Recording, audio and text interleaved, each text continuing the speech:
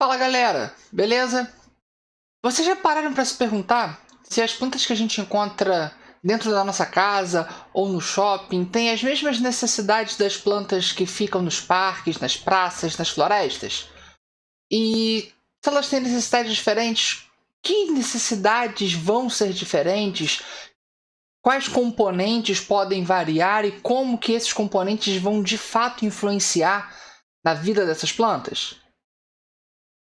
Vamos tentar entender isso hoje um pouquinho melhor e da principal forma que isso aparece no vestibular, que é por meio dos gráficos. Lembra que isso é uma competência muito importante no Enem, saber interpretar gráficos.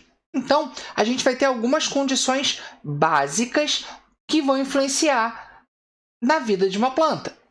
Quando a gente fala de fotossíntese, fotossíntese vai depender daqueles pacotinhos de energia, ou seja, vai depender da luminosidade. A luminosidade vai ser capturada pelos complexos antenas que vão formar aquela estrutura que a gente chama de fotossistema.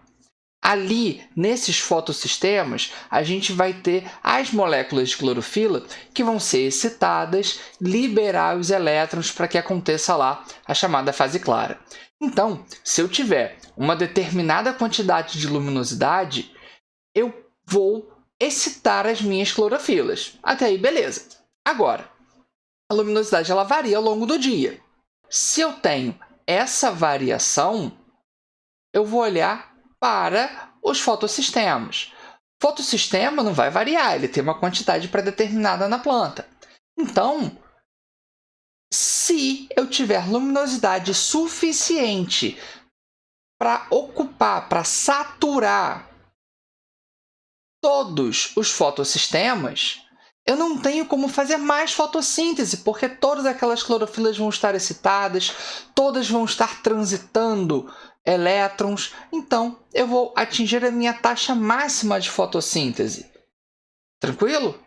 Quando eu olho para o gráfico, eu vejo que ele vai aumentar de acordo com a luminosidade até atingir uma taxa constante, que é justamente a saturação dos fotossistemas.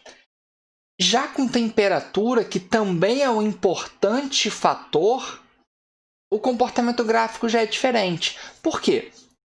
Quando a gente fala de temperatura, eu já vou associar a um outro componente do processo de fotossíntese, que é a rubisco. Lembra? A rubisco é aquela enzima que vai mediar o processo de fixação, que vai juntar a ribulose com o dióxido de carbono. Como ela é uma enzima, ela tem uma temperatura ótima de funcionamento. Se eu alterar essa temperatura para baixo, ela vai ter uma diminuição na sua função. Se eu altero essa temperatura para cima, eu vou ter essa enzima podendo se desnaturar, perder a sua função. E é justamente o que a gente vê aí nesse gráfico. Então, eu tenho baixa funcionalidade tanto em baixas temperaturas e baixa funcionalidade em altas temperaturas. Normalmente, a faixa ideal de temperatura é por volta dos 30 a 40 graus Celsius. Então, se fugir muito disso, eu vou ter uma taxa de fotossíntese menor. E a mesma coisa vai valer para o dióxido de carbono, até porque ele é o substrato que a rubisco vai trabalhar.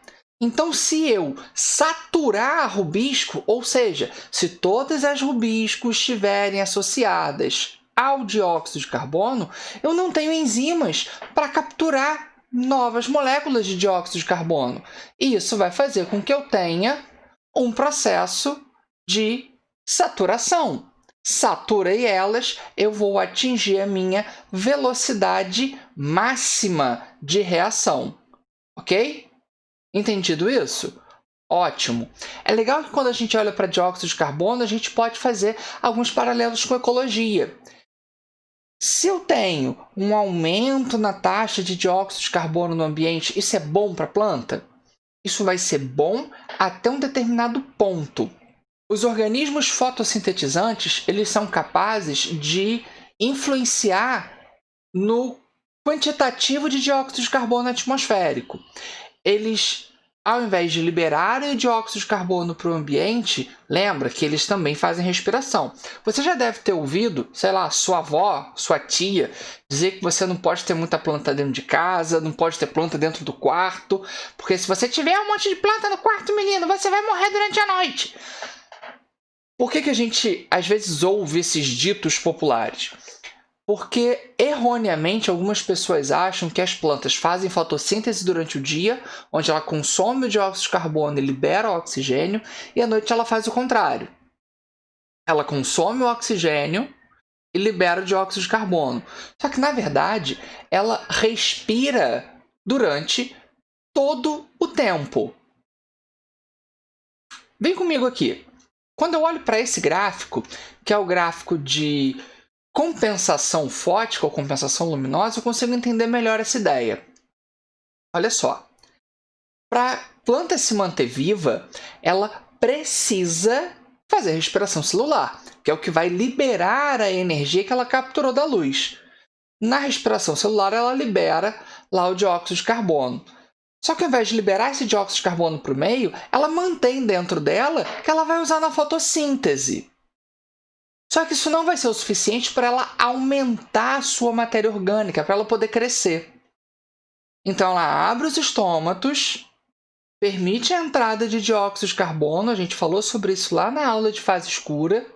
Se você não viu, procura aqui no canal.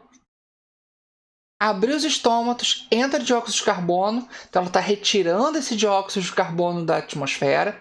A gente pode chamar esse processo de sequestro de carbono, então a gente vai ter a não saída do dióxido de carbono no processo de respiração e a retirada do dióxido de carbono da atmosfera para incrementar esse processo de fotossíntese.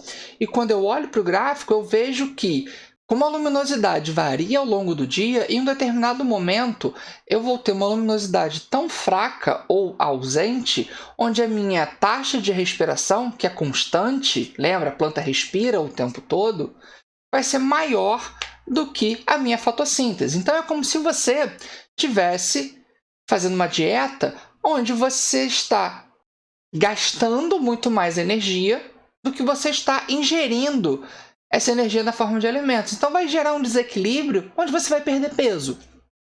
Você vai emagrecer. No caso do vegetal, ele vai consumir as suas reservas e pode inclusive morrer por causa disso. À medida que a luminosidade aumenta, eu vou igualar a taxa de fotossíntese com a taxa de respiração.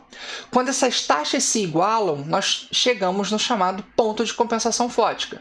É quando você consome uma quantidade de calorias igual à quantidade de calorias que você gasta. Você não emagrece, mas também não engorda. Só que a luminosidade está aumentando ainda mais. Então, vai acontecer de ter uma luminosidade tão intensa ao ponto da fotossíntese superar a respiração.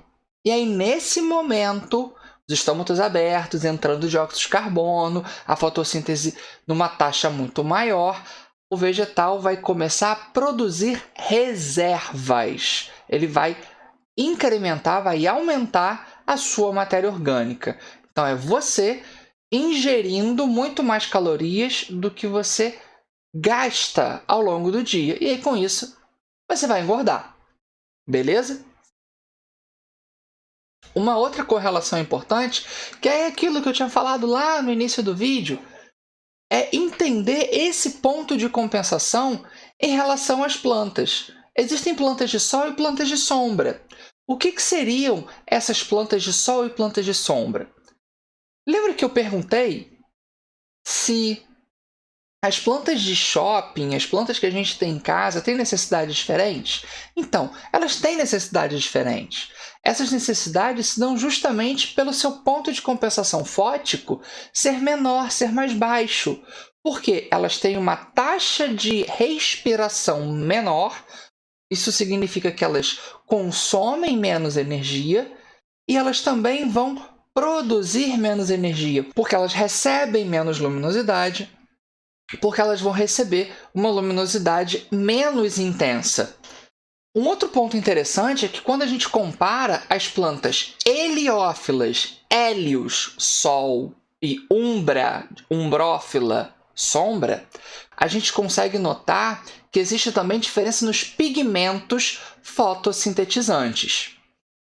Essa diferença nos pigmentos fotossintetizantes ela vai acontecer de duas maneiras. A primeira é o que está escrito aí para vocês. Então, nas plantas heliófilas, a gente vai encontrar uma grande quantidade de carotenoides e uma quantidade um pouco menor de clorofilas.